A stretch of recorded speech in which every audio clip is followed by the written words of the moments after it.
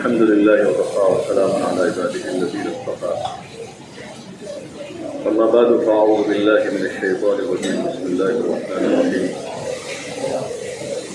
يا أيها الناس اتقوا ربكم الذي خلقكم من نفس واحدة وخلق منها زوجها وبث منهما رجالا كثيرا ونساء واتقوا الله الذي تساءلون به والأرحام إن الله كان عليكم رقيبا.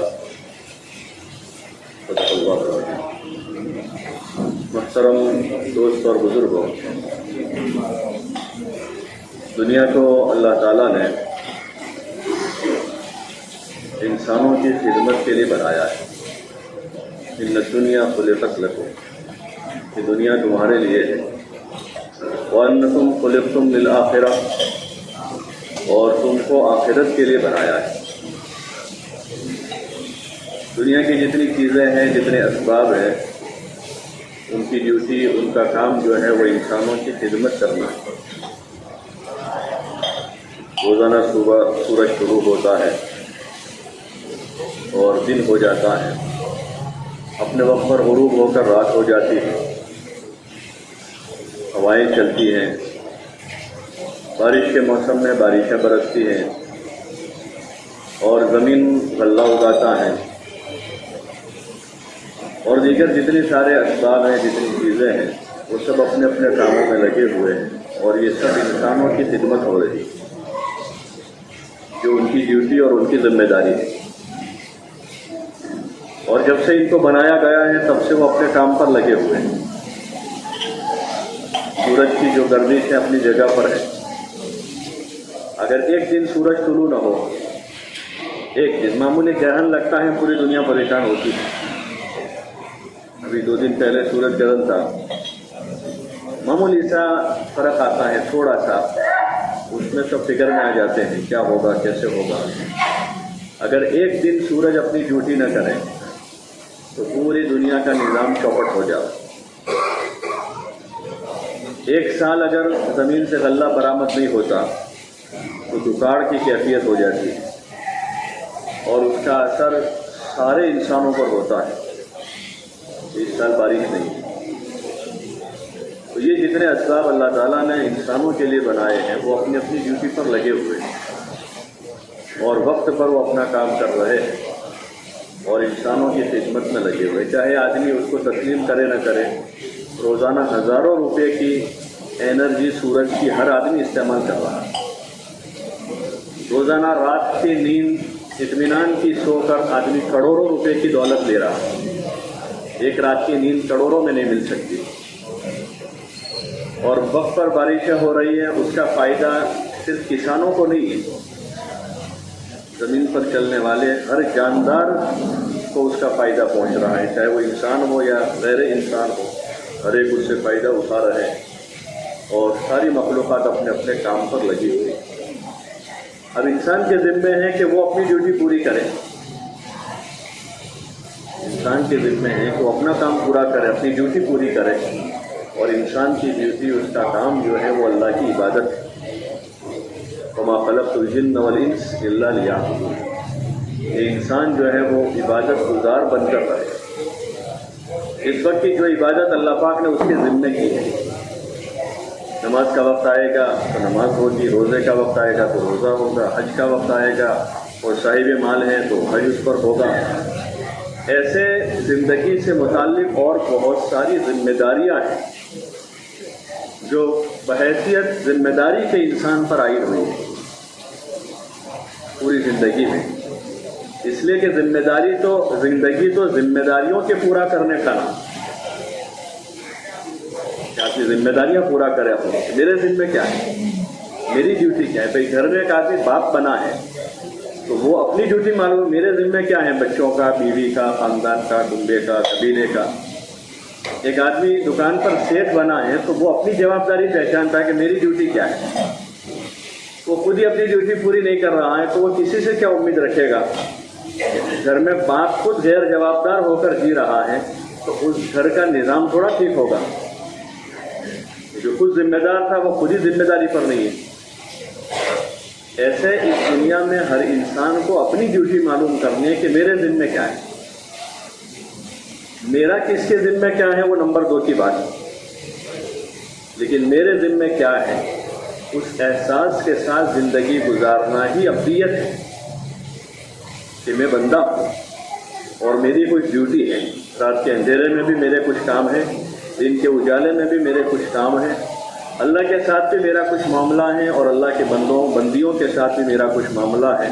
ان ساری چیزوں میں برتنے کا نام دین ہے.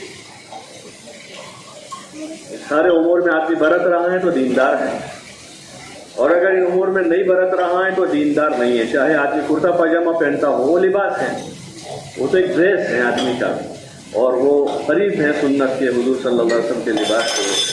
باقی اگر آدمی یہ ڈریس پہن کر بھی اگر ذمہ داری پوری نہیں کر رہا ہے تو دیندار نہیں. آدمی ٹوپی لگا کر ذمہ داری پورے تو وہ دینداری نہیں. ٹوپی دیندار آدمی کا لباس ہے، اور کرتا پاجامہ جو ہے وہ دیندار آدمی کا ڈریس ہے، وہ صالحین کا لباس ہے جو سنت سے زیادہ قریب ہیں. باقی اور دیگر زندگی کے سارے شعبوں میں آدمی کے ذمہ ذمہ داریاں ہیں. ان ذمہ داریوں کو پورا کرنے کا نام ہی ابدیت ہے. یہ بندہ ہے اور بندہ بننے کا حکم دیا ہے. سب کو اس کا حکم ہے کہ بندے بن کے رہے، اور اس کا سوال بھی ہوگا آدمی کہ کتنی بندگی کر کے آئے. بندگی کے جو پہلو ہیں، بندگی میں نماز ہے تو نماز کا سوال ہوگا، بندگی میں روزہ بھی ہے تو اس کا بھی سوال ہوگا، اور بندگی میں بہت سارے حق بندوں سے متعلق ہیں تو اس کا بھی سوال ہوگا. بیوی بچوں سے متعلق ہیں، والدین سے متعلق ہیں، بھائی بہنوں سے متعلق ہیں، رشتہ داروں سے متعلق ہیں، پڑوسیوں سے متعلق ہیں، اپنوں سے متعلق ہیں، پرایوں سے متعلق ہیں. وہ سارے حقوق کی ادائیگی کے ساتھ زندگی گزارنا یہ ایک بندہ ہونے کی علامت ہے، اور اس کا حکم دیا ہوا ہے. ہم سب کو اس کا حکم کہ ہر آدمی ان سارے پہلوؤں سے بندہ بنے. بڑا بننے کی کوشش نہ کریں. انسان کا کمال یہ ہے، دنیاوی حیثیتوں سے دیکھتے ہیں تو لوگ بڑا بننے کو کمال سمجھتے ہیں کہ بڑا بن جاؤں، میں گھر میں ہوں تو گھر میں بڑا بن جاؤں، محلے میں بڑا بن جاؤں، بستی میں بڑا بن جاؤں، اور وہی ایک کمال کی پوزیشن سمجھی جاتی ہے. یا مالدار بننے کو لوگ کمال سمجھتے کہ مالدار بن جاؤں، میں مالدار دکھوں، بنوں نہ بنوں اپنی جگہ ہے، ہو یا نہ ہو وہ الگ جگہ ہے، لیکن میں لوگوں میں دکھوں مالدار، باحیثیت دکھوں. آدمی اس کی کوشش کرتا ہے اپنے لباس میں، سواری میں، مکان میں، ضروریات میں ایسا شو کرتا ہے کہ محلے میں میری ایسی حیثیت ثابت ہو کہ یہ مال والا ہے، بستی میں ایسی حیثیت ثابت ہو کہ یہ پیسے والا ہے. حالانکہ اس کا کوئی حکم نہیں کسی کو. حکم یہ ہے کہ بندہ بنے، ذمہ داری پوری کرے. جہاں جو جوابداری ہے، گھر میں جائے تو گھر کی جوابداری پوری کرے، محلے میں رہے تو محلے میں کیا جوابداری ہے، دکان پر بیٹھے تو وہاں کیا جوابداری ہے، اور مسجد میں آوے تو وہاں کی جوابداری. جس جگہ کی جو جوابداری ہے اس کو سیکھنا، اس کا علم حاصل کرنا کہ میرے ذمہ کیا ہے. کوئی موقع ہوتا ہے تو ذمہ دار آدمی وہی، بھائی میرے ذمہ کیا ہے، میں کیا کروں، مجھے بتاؤ، کوئی کام میرے ذمہ ہے. تو آدمی معلوم کرتا ہے، معلوم نہیں تو، اور معلوم ہوتا ہے تو ذمہ داری پوری کرتا ہے. ایسے ہی ہر انسان کے ذمے کے جو جہاں ہیں وہاں معلوم کرے کہ یہاں میری کیا جوابداری ہے. میں مسجد میں آیا ہوں تو کیا جوابداری ہے، اور دکان پر ہوں تو میری کیا جوابداری ہے. نکاح کرنے والا دولہا ہے تو وہ پوچھے میری کیا جوابداری نکاح کے بعد، اور دلہن یہ معلوم کرے کہ میرے ذمہ کیا ہے، مجھے کیا لینا ہے وہ نہیں. اس وقت نکاح کا معیار چیزیں ہو گئی، سامان، لیبر دیور، ساری باتیں. نکاح کا رشتہ کی بات چلتی ہے وہاں سے لے کر نکاح ہو وہاں تک. جو باتیں ہوتی ہیں وہ کس چیز کی ہوتی ہے؟ لڑکے والے بات لے کر جاتے ہیں لڑکی والوں کے وہاں کہ ہمارا لڑکا ہے. پہلی چیز ہے کہ انجینئر ہیں، ڈاکٹر ہیں، وکیل ہیں، ایجوکیٹڈ ہیں، کوالیفائڈ ہیں. پھر اس کے ساتھ 2 ہمارے گھر ہیں، اس میں رہتے ہیں، تعلیم وہاں پڑھا ہے، 4 دکانیں ہیں، اور چھوکرے کا 20,000 کی آمد ہے، 50,000 کی پگار ہے. یہی باتیں ہوتی ہیں. ارے بھائی یہی ہوتا ہے کہ کوئی جا کر کہتا ہے کہ ہمارا لڑکا ہے، بڑا متقی ہے، پرہیزگار ہے، گنہگار نہیں ہے، 5 وقت کا نمازی ہے. باقی روزی روٹی کا لوگ جب کماتے وہ بھی کماتا ہے. اصل تو یہ ہونا چاہیے. لڑکی والے بھی یہی پوچھنا چاہیے بھائی لڑکا 5 وقت کا نمازی ہے کہ نہیں ہے. उसकी दीनी हालत क्या है, उसका कैरियर कैसा है, उसकी ज़िंदगी कैसी है, अखलाकी एतबार से उसका पहलू कैसा है, माशरती एतबार से, मामलाती एतबार, वालिदैन के साथ उसका सलूक कैसा है, अपने माँ बाप के साथ अच्छा सलूक है, भाई बहनों के साथ उसका क्या सलूक है, मोहल्ले में उसके क्या अहवाल है, मोहल्ले में वो शरीफ शुमार होता है या शरीफ नहीं है। ये मेयार होना चाहिए था और यही असल चीज़ है जिसको हुजूर पाक सल्लल्लाहु अलैहि वसल्लम ने उस हदीस में जो मशवरा दिया है निकाह कराने वालों को, फज़्फ़र बिज़ाति दीन तरिबत यदाक, कि दीनदार आदमी को तलाश कर लो, दीनदार आदमी को तलाश करो। ये हुजूर सल्लल्लाहु अलैहि वसल्लम मशवरा कि निकाह 4 बुनियादों पर होता है। माल बुनियाद होती है, हसब नसब बुनियाद है, और खूबसूरती और हुस्न व जमाल बुनियाद है, और दीन है। उलमा ने उसकी तशरीह की है, जिसकी उलमा ने तशरीह की है कि हसब नसब की बुनियाद मुशरिकीन के बाहर, जात पात है ना, जात पात उनके वहाँ हसब नसब है, वो इस बुनियाद पर निकाह कर सके हमारी जाति में आता है कि नहीं आता है, जाति बाहर का है तो नहीं होगा, निचली जात है ऊंचली जात है। तो जात पात की बुनियाद वो मुशरिकीन की बुनियाद है, और हुस्न व जमाल जो है वो यहूद की बुनियाद है, माल जो है वो यहूद की बुनियाद है, और ईसाइयों के वहाँ हुस्न जमाल है, खूबसूरती है, और मुसलमान जो है वो दीन देखेगा, लड़का की रिश्ता करते हुए भी और लड़की देते हुए भी कि दीन है कि नहीं है, इनके अखलाक कैसे, इनका किरदार कैसा है। बाकी रही माल और रोजी रोटी का जो मसला है, बहुत से ऐसे मिलेंगे निकाह के पहले फ़कीर थे, निकाह के बाद कुछ सालों में करोड़पति बन गए, और बहुत सौ ने खूब पैसा देखकर बेटी दी थी, लेकिन 5-10 साल हुए कि 10-20 करोड़ का दिवालिया निकाल दिया दामाद ने। ऐसे मिलेंगे बहुत सारे, तो जो बुनियाद नहीं है हमारी, माल बुनियाद नहीं है हमारी। लेकिन चूँकि मेयार ऐसा बना है कि चीज़ों की ही बातें हैं, निकाह रिश्ते के बाद चले वहाँ से लेकर वहाँ तक, भाई क्या दोगे, मेहर कितनी दोगे, ठीक है मेहर एक शरई वाजिब हक होता है, लेकिन उसमें भी जो है ख़ानदानों के उर्फ का एतबार होता है या इलाक़ों के उर्फ का एतबार होता है। अपने यहाँ पहले मेहर बहुत थोड़ी थी, 1000, 1200, 1500 चलती थी। उलमा ने एक कदम उठाया कि भाई मेहर की मिक़दार कुछ बढ़नी चाहिए, और ये बहुत मामूली है, 15-20 हज़ार रुपये जो जैसा उर्फ है ऐसे उसको उस लेवल से बढ़ जानी चाहिए। अब हर गरीब से गरीब आदमी भी क्या भाई मेरे फातिमी दो, मेरे फातिमी दो, उसी की डिमांड, उसी की बात है, उसी पर वो रिश्ते की मुद्दतें बढ़ रही हैं। भाई वो मेरे फातिमी की डिमांड करें, भाई वो मना कर रहा है, तो ये भी बुनियाद नहीं हमारी। हुजूर अलैहिस्सलाम के निकाह उससे भी कम में हुए, और आपकी दीगर दूसरी लड़कियों के 4 बेटियां थी ना, आपकी 4 बेटियां थी, उनमें एक के निकाह में ये मेहर हुई है, इससे कम में और भी निकाह हुए हैं। और हुजूर के निकाहों में एक निकाह बहुत बड़ी मेहर पर भी हुआ है जो बादशाह नजाशी ने अदा की अपनी तरफ से, जो उम्मे हबीबा रज़ी अल्लाह, जो इस वक्त करोड़ों में जाएगी शायद, बहुत ज़्यादा सोना था वो। तो वो चीज़ मेयार नहीं है कि जिन बातों पर फिर वो चीज़ों ही की बातें हैं उसमें, और वही दिल में अंदर है। एक लड़के को मेरे फातिमी मिल गई, दूसरी को नहीं मिली है, हालांकि वो लड़का बहुत अच्छा है, ख़ानदान बहुत अच्छा है, घर बहुत अच्छा है, लेकिन उस बुनियाद पर वहाँ रिश्ता नहीं हो रहा है कि मेरे फातिमी नहीं दे रहे हैं, हालांकि लड़का बहुत अच्छा है और ख़ानदान अच्छा है, लेकिन उनकी वो हैसियत नहीं कि मेरे फातिमी अदा करें। तो हमारे निकाहों में बुनियाद माल पैसा नहीं है, हमारे निकाहों में बुनियाद दीन है।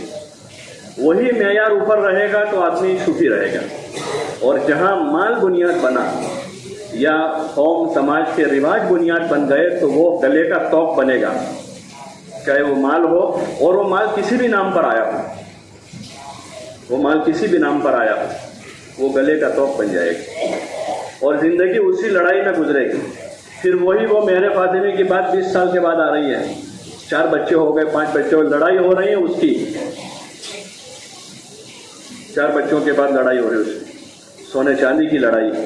और दीगर जो रिवाज नए नए बनाकर आजकल फर्नीचर चल रहा है, तो फर्नीचर बुनियाद है। फर्नीचर क्या होगा, फर्नीचर देखने जा रहे हैं कि फर्नीचर क्या देंगे लड़की वाले। ये जहेज जो है बहुत खामोशी के साथ दबे पैर जहेज हमारे माशरे में दाखिल हो रहा है, अक्लमंदों को इशारा काफ़ी है। आज भी आप जाएंगे हिंदुस्तान के दीगर सूबों में, लड़कियां 28-30 साल की हो जा रही, निकाह नहीं हो रहे हैं, उसकी एक बड़ी वजह जहेज है।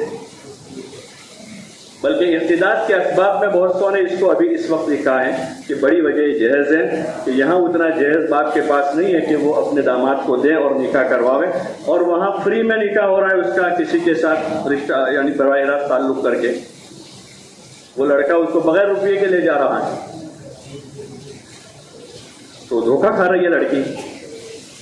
تو یہ دبے پیر جہیز داخل ہو رہا ہے کہ وہ تو ہم لڑکی کو دے رہے ہیں۔ ہاں بھائی لڑکی کو دیں، آپ زندگی پوری دے دینا، آپ اس کے نام زمین کر دو، لڑکی کو دینا ہے تو فرنیچر دو گے تبھی شمار ہوگا، اب اس کو پلاٹ دے دو اتنے پیسے کا، اس کو کیش میں سونا خرید کر لڑکی کو دے دو 2 تولہ 4 تولہ کہ بھائی یہ تم لے لو، باقی گھر کا ساز و سامان کا انتظام کرنا یہ لڑکے کے ذمے ہے اصلاً، کہ بھائی جن کو کھانا کھانا ہے تو برتن خریدے وہ لائے گا خرید کر، وہ اس کے ذمے آئے گا۔ اس کو اپنے کمرے میں رہنا ہوگا تو اس کمرے کی جو ضروریات ہیں، پلنگ ہے یا اور کوئی چیز ضرورت کی ہے تو وہ لڑکا لائے گا، وہ لڑکی کے ذمے نہیں ہے۔ حضور علیہ السلام نے اپنی بیٹی کو تھوڑا سا سامان دیا تھا، حضرت فاطمہ رضی اللہ عنہ کا، تو حضرت علی رضی اللہ عنہ کی حیثیت حضور علیہ السلام کے گھر میں اس طرح سے تھی کہ وہ حضور بچپن سے ہی حضور کے پاس رہے تھے، حضور علیہ السلام نے ان کو بچپن سے لے لیا تھا اور حضور کے گھر میں پرورش پائے تھے وہ۔ اب جب نکاح ہوا وہ تو ان کے تو نہ والد تھے وہاں پر اور نہ کوئی تھا ان کا، اور حضور کی بیٹی سے ان کا نکاح ہوا، تو حضور علیہ السلام نے ان کے لیے جو انتظام کیا تھوڑا بہت، وہ اتنا انتظام تھا کہ جس میں وہ اپنا گزارا کر سکے۔ حضرت علی رضی اللہ عنہ کی کیفیت حالت ایسی تھی کہ ان کے پاس اپنے نکاح کی مہر کے پیسے نہیں تھے، تھوڑا سا ولیمہ کرے تو ولیمے کے پیسے ان کے پاس نہیں تھے۔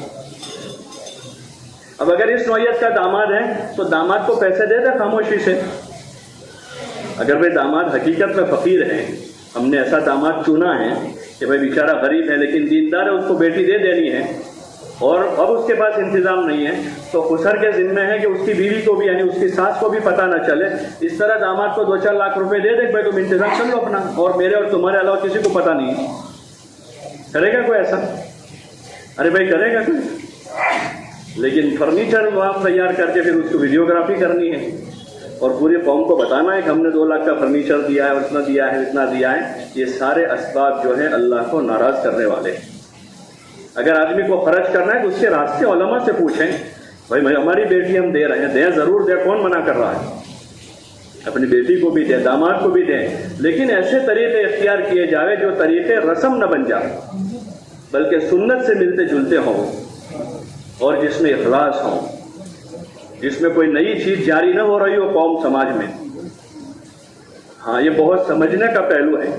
اس وقت اچھے گھرانوں میں نئے رواج جنم لے رہے ہیں اور یہ فرنیچر کے نام پر سیدھا تقریباً 1.5-2 لاکھ روپے کا خرچہ لڑکی والوں کا بڑھ رہا ہے، جس معاشرے میں لڑکی والوں کے وہاں کوئی خرچہ ہی نہیں تھا، ابھی تک ہمارے یہاں کوئی خرچہ نہیں تھا، لیکن اب یہ فرنیچر کے نام پر 1.5-2 لاکھ روپے کا خرچہ سیدھا ہی لڑکی والوں کے ذمہ جا رہا ہے۔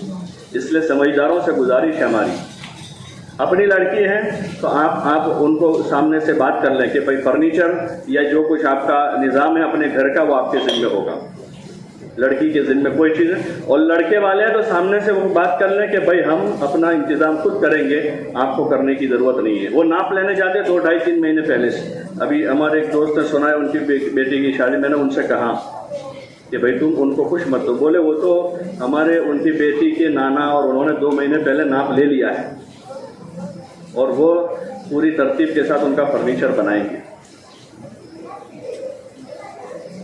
12x15 کا کمرہ ہوتا ہے اور اس میں آدھا کمرہ فرنیچر سے بھر جاتا ہے۔ وہ ایسا ہوتا ہے کہ آدمی سائز ہے 5 فٹ کی اور 6 فٹ کا کپڑا ہے۔ یہ فرنیچر جو تو بڑے بڑے جو بنگلے ہوتے ہیں بنگلے، تو اس کی سائز کے حساب سے فرنیچر ہوتے ہیں، اور اب ایک ہی کمرہ ہے، اسی میں پلنگ ہے، اسی میں ادھر کباٹ، وہ رکھنے کی بھی جگہ نہیں۔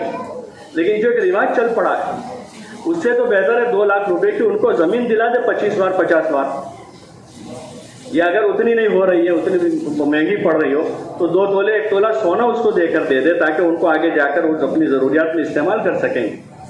اس لیے گزارش اللہ کے واسطے کہ فرنیچر کے نام پر یا دیگر چیزوں کے نام پر جو جہیز داخل ہو رہا ہے جہیز داخل ہو بہت خوبصورت طریقے اسی طرح رسومات داخل ہوتے ہیں اور پھر وہ رسومات گلے کے طوق بن جاتے ہیں، پھر لوگ اس کو ادا نہیں کر پاتے۔ ابھی وہ 2 ڈھائی 3 لاکھ روپے سے شروع ہوا ہے، وہ کروڑوں تک پہنچے گا اور پھر لڑکیوں کے رشتے مشکل ہو جائیں گے، جو ابھی حال ہوا ہے ہندوستان کے دیگر صوبوں میں۔ وہاں کے علماء، تنظیمیں، جماعتیں، جمعیتیں اس کے لیے تحریکیں چلا رہے کہ کسی طرح اس جہیز کو ختم کیا جائے، لیکن اب وہ لعنت اور طوق بن کر گلوں میں آ چکا ہے، اب اس سے نکلنا مشکل۔ چاہے لڑکیاں 30 سال کی ہو جائے گی اور باپ کو خودکشی کرنی پڑی، وہ لوگ برداشت کر لیں گے، لیکن وہ چونکہ گلے کا طوق بنا ہے وہ اب نہیں نکل سکے گا۔ اس لیے گزارش اللہ کے واسطے کہ نکاح جیسے سادہ ہو رہا تھا پہلے، اس سادگی پر باقی رکھیں۔ اسی سادگی کے ساتھ نکاح کر کے سب بڑے ہو گئے، جوان ہو گئے اور اولادیں ہو گئے، دادا نانا بن گئے سب۔ ان میں اکثر وہ ابھی تفقد کریں گے تو ملے گا کہ نکاح کے بعد 2 سال کرائے کے مکان میں رہے، نکاح کے بعد 3 سال تک اپنا خود کا لکڑے کا پلنگ نہیں تھا اور رسی والے اس پر سوئے ہیں 3 4 5 10 سال تک۔ ارے بھائی ہوا ہی نہیں ہوا ایسا۔ اور نکاح کے بعد ایک ہی کمرہ تھا، 2 بھائیوں کے بیچ میں، باری باری وہاں آرام کرتے تھے۔ تو یہ اس طرح سے زندگی گزر کر یہاں تک پہنچے ہیں۔ تکلفات نہ بڑھائیں اللہ کے واسطے، جتنی زائد چیزیں بڑھے گی وہ گلے کا طوق بنے گی، اور خصوصاً جو چیز سنت کے خلاف آئے گی، سنت کے خلاف، چاہے وہ مسلمان کے گھر میں آوے، پکے مومن کے گھر میں آوے، سنت کے خلاف ہے، وہ چیز مصیبت بن کے رہنے والی ہے۔ اللہ تعالیٰ نے حضور علیہ السلام کو اسوہ حسنہ بنایا ہے قیامت تک کے لیے۔ لقد کان لکم فی رسول اللہ اسوۃ حسنہ، حضور علیہ السلام چاہتے تو اس سے زیادہ تکلفات کے ساتھ زندگی گزار سکتے تھے، لیکن آپ نے خود اپنی ذات سے ایک ایسی پاکیزہ اور سادہ زندگی گزار کر اپنی امت کو عملی نمونہ بتایا کہ دیکھو میں اس گھر میں ہوں اور میرے گھر میں صدیقہ بنت صدیق ہیں، جو مکہ کے بہت بڑے سردار کی بیٹی تھی۔ یہ مسئلہ نہیں ہے کہ وہ اصل وہ بڑے باپ کی بیٹی ہیں، اس کا باپ بہت مالدار ہیں اور اس کے وہاں تو بہت ریل فیل ہیں، اس لیے ہمارے گھر میں آ رہے تو اس کو وہ اور ایسا، اور ہماری بیٹی تو ہمارے یہاں بہت ایسی ویسی تو اس کا گھر ایسا۔ حضور کے گھر میں صدیقہ بنت صدیق ہیں، جو مکہ کے بہت بڑے سردار کی بیٹی تھی۔ ام حبیبہ جو ہے مکہ کے سردار ابو سفیان کی بیٹی تھی، اور صفیہ بنت حیی جو ہے وہ یہودیوں کے بہت بڑے سردار کی بیٹی تھی، اور حفصہ بنت عمر جو ہے سیدنا عمر رضی اللہ عنہ کی بیٹی ہے، وہ بہت بڑے بڑے باپ کی بیٹیاں تھیں۔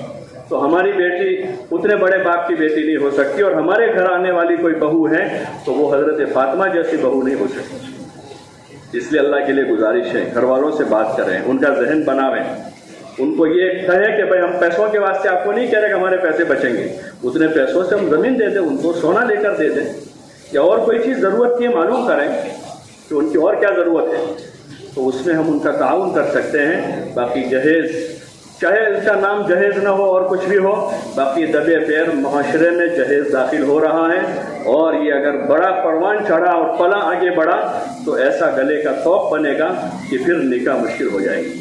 اور میرے فاطمی بھی جو معیار ہے سامنے والوں کا آگے کی رضامندی سے ہو جاتے ٹھیک ہے، باقی اسی بنیاد پر رشتہ اٹکا ہوا ہے پورا، لڑکا اچھا ہے، گھر بہت اچھا ہے، بس میرے فاطمی دو، وہ واپس جا رہے وہاں سے، نہیں بھائی اتنی گنجائش نہیں، چلو 50,000 کر دو، نہیں بھائی میرے فاطمی چاہیے۔ تو اس طرح ایسا اصرار نہیں ہونا چاہیے، اس میں مہر کے لائن کے جو مسائل وہ علماء سے پوچھنے چاہے کہ اس کا معیار کیا ہوتا ہے۔ ایک لڑکی کو میرے فاطمی مل گئی تو دوسری کو وہی ملے، ایسا نہیں ہوتا ہے۔ یا ہمارے کسی خالہ کی بیٹی کو میرے فاطمی ملی ہے، دوسری کو بھی اگر رشتہ اچھا ہے میرے فاطمی پر نہیں، اس سے کم پر ہونا کر دینا چاہیے، اور اگر کسی کو گنجائش اللہ نے دی میرے فاطمی سے زیادہ دے تو ان کا اپنا اختیار ہے، اور صرف اس پر نہ ہو بلکہ زندگی پر دیگر اور حقوق ہیں، خالی اس پر ختم نہیں ہو جاتا ہے کہ اب نکاح کے بعد کیا حق ہے، بیوی کا، بچوں کا، آپس کی رشتہ داریوں کا، تو اس کا علم حاصل کرنا چاہیے جس کی ہم سب کو ضرورت ہے، تاکہ زندگیاں خوشگوار رہیں اور آپس کے تعلقات سازگار رہیں، اور جو نکاح کے ہفتہ 10 دن 12 15 دن سے جو جھگڑے شروع ہو جاتے ہیں وہ لڑائیاں اور جھگڑے نہ ہو، اور اس کی وہی وجہ ہے کہ پورے نکاح میں سامان، چیزوں اور اسی کا تذکرہ ہوا ہے، اور یہ ساری چیزیں جھگڑے کی چیزیں ہیں، تو اس نکاح میں جھگڑے کے سوا اور کچھ نہیں ہو سکتا۔ اس لیے اسباب ایسے اختیار کیے جائے جس سے محبت پیدا ہو، مودت پیدا ہو۔ حضور علیہ السلام نے ترغیب کی، تزوج الودود، ایسی عورتوں سے نکاح کرو جو خوب محبت کرنے والی ہو۔ گھر کے ماحول میں ایسے چرچے اور تذکرے ہوں کہ اپنی لڑکیاں اپنے شوہروں سے محبت کریں، گھر کے ماحول میں یہ باتیں ہوں، بہنیں باتیں کر رہے ہیں آپس میں تو وہ اس کو ترغیب دے رہے ہیں کہ تم کو اپنے شوہر سے محبت کرنی چاہیے، وہ کیسا بھی ہو تم کو اس کو قریب کرنا چاہیے، اس سے محبت کرنی چاہیے، جس کی تعلیم دی گئی تزوج الودود، ایسی عورتوں سے محبت کرو جو خوب ایسی عورتوں سے نکاح کرو جو خوب محبت کرنے والی ہو۔ یہ جاہلیت ہے، دور جاہلیت میں لوگ اجنبی لڑکیوں سے محبت کرتے تھے اور نکاح والی عورتوں سے محبت نہیں کرتے تھے۔ یہ جاہلیت ہے جو لوٹ کر آ رہی ہے، جو لوٹ کر جاہلیت آ رہی ہے کہ لوگ اپنی بیوی کا نام نہیں لیتے تھے جاہلیت میں، اس سے محبت کا اظہار نہیں کرتے تھے، نہ اس کے لیے۔ اسی لیے کسی مجلس میں حضور صلی اللہ علیہ وسلم سے کسی نے پوچھا کہ یا رسول اللہ آپ کو سب سے زیادہ محبت کس سے ہے؟ تو اس زمانے کا عرف یہ تھا کہ جو منکوحہ بیوی ہوتی تھی جس کے ساتھ نکاح میں ہے اس سے محبت کا اظہار لوگ نہیں کرتے تھے، اور اپنی معشوقاؤں کے نام پر شاعریاں کہتے تھے، قصیدے لکھتے تھے، اپنی معشوقہ کے نام پر قصیدے لکھتے تھے۔ تو حضور علیہ السلام نے اس مجلس میں فرمایا کہ مجھے سب سے زیادہ محبت عائشہ سے، جو آپ کی بیوی تھی، لوگوں کے اس چیز کو ختم کرنے کے لیے۔ پھر کسی نے پوچھا یا رسول اللہ ہم عورتوں کا نہیں پوچھ رہے، مردوں میں آپ سے کس کو محبت ہے؟ تو حضور نے فرمایا کہ عائشہ کے ابا سے۔ پھر دوبارہ انہی کا نام لیا، کیا کہ عائشہ کے ابا سے مجھے زیادہ محبت ہے، یعنی حضرت ابوبکر سے۔ تو اس لیے ضرورت اس کی ہے اپنی لڑکیوں کو اس کی تعلیم دی جا رہی ہے۔ یہ جو مسائل پیدا ہو رہے ہیں نکاح کے بعد، تو اس میں اب اس کا ذہن خالی کیا جائے دیگر چیزوں سے، اور اس کو ترغیب دی جائے کہ اپنے شوہر سے محبت کرے، اور محبت اس حد تک کی ہو، ودود کا معنی بعض علماء نے لکھا کہ جہاں جاوے اپنے شوہر کے گن گاوے ہو، اس کے علاوہ کسی کا نام نہ لے، اسی کی تعریفیں کرتی رہے، گھر جاوے تو وہاں تعریف کرے، اس کے گھر آوے تو وہاں بھی اپنے شوہر کی تعریف کرتی رہے۔ اور دوسری صفت یہ بتائی الولود، کہ سب سے زیادہ بچے جننے والی ہو، کثرت ولادت ہو، جو مطلوب ہے نکاح کے ذریعے سے۔ ہمارا معاشرہ متاثر ہو رہا ہے اس میں بھی۔ ابھی ہم لوگ یورپ میں تھے، وہاں یورپ میں اب مسلمان جو عرب وہاں آ کر بسے ہوئے، ان سے معلوم ہو رہا ہے کسی کے 5 ہیں، کسی کے 7 ہیں، کسی کے 8 ہیں، کسی کے 10 بچے ہیں۔ انگلینڈ میں وہاں لوگوں سے، تو جو ہمارے یہاں کی فیملیاں بھی بسی ہوئی، ان کے وہاں بھی 4 5 6 بچے ہیں جوانوں میں ابھی بھی۔ لیکن ہم لوگ متاثر ہو رہے ہیں، ہمارا معاشرہ متاثر ہو رہا ہے ان دونوں چیزوں میں۔ جو پہلے محبتیں آپس میں میاں بیوی میں تھی اس میں کم ہیں، لڑائیاں اس وقت زیادہ ہیں آپس کی۔ اور نمبر 2 کی چیز جو تھی، جو مقصد نکاح میں سے تھا کہ اس کے ذریعے سے کثرت اولاد ہو، کہ اولاد زیادہ سے زیادہ ہو، تو اس میں بھی اس وقت اس کا اثر نظر آ رہا ہے ہماری جو نسل ہے یہ اس نسل پر، کہ وہاں جو ہے کثرت اولاد۔ ایک تو یہ ہے کہ بھائی بعض مجبوریاں، بیماریاں یا اور چیزیں ایسے وسائل پیش آئے کہ جو، لیکن وہ چیز عام نہیں ہوتی۔ بیماریاں 100 میں 10 کو ہیں، 90 کو تو نہیں ہے، یا کوئی تکلیف ہے تو اور 5 کو ہے، باقی 85 تو باقی ہیں۔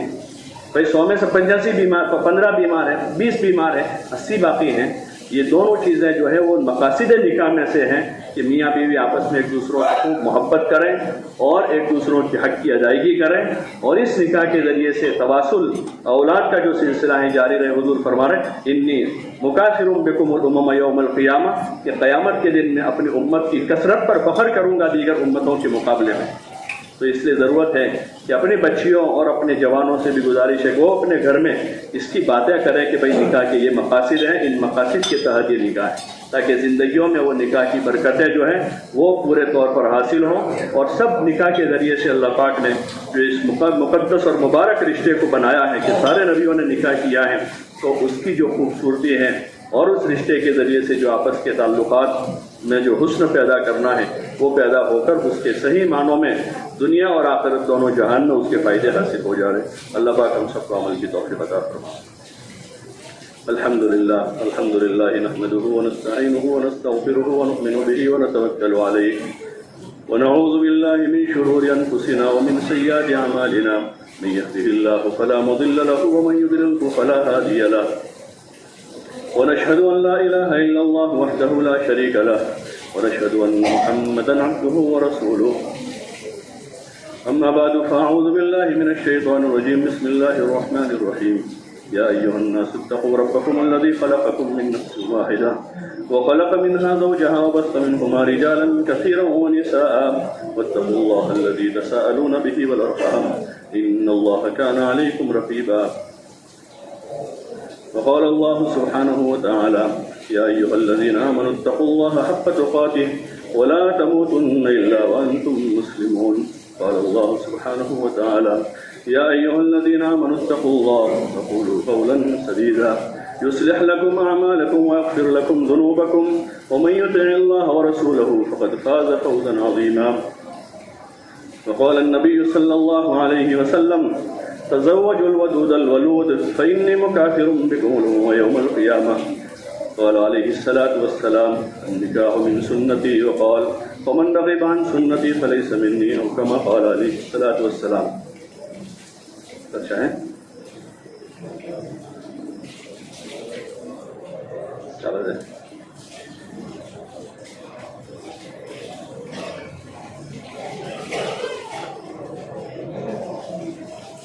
وکیل ہیں حاجی فاروق عبدالرحیم چیڑا صاحب اور دلہا ہیں حافظ محمد ایاز صاحب. آپ نے اجازت لے لی ہے؟ مہر فاطمی نقد ہیں. عبدالغنی راٹا صاحب, نثار عبدالغنی راٹا صاحب اور یامین عبدالرحیم چیڑا, یہ دونوں محرم ہیں لڑکی کے. یہ جو گواہ ہیں وہ دونوں لڑکی کے محرم. اس کا خیال رکھنا چاہیے. عموماً کسی کو بھی لا کے کہا بھائی تم گواہ ہو جاؤ تو اس میں خیال اس کا کرنا چاہیے کہ لڑکی کے چچا ہے, ماموں ہیں, نانا ہے, دادا ہے, اتنے سارے محرم ہوتے ہیں, پھر بھی کسی کو بھی لا کے اس کو کھڑا کر دیتے بھائی تم اس کے گواہ بن جاؤ. تو محرم کو بنانا چاہیے اور وکیل خود والد ہی سب سے زیادہ حقدار ہے اس کا, کوئی ہو. تو آپ نے اجازت لے لی. سنیے حافظ محمد ایاز صاحب, پڑھا دوں میں نے کہا.